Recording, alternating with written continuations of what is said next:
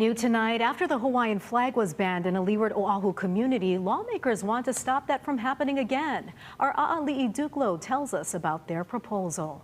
Senate Bill 2795 would require residential associations to allow homeowners to display the Hawaiian flag within their property. The measure also notes because federal law protects the right to fly the United States flag, the Hawaiian flag should also have similar protections.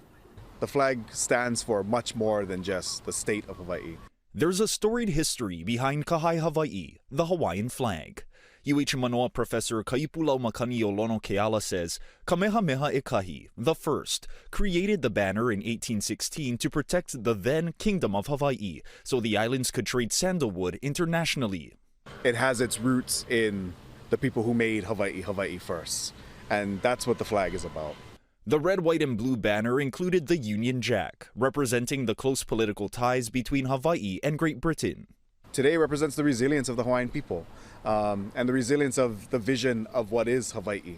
But last year, the Ewa by Gentry Community Association demanded one of its residents remove her Hae Hawaii from her home, stating its guidelines only allowed residents to display the American flag. That just eliminates so much of what makes Hawaii, Hawaii. The association has since revised its flag policy to allow Ka Hae Hawaii.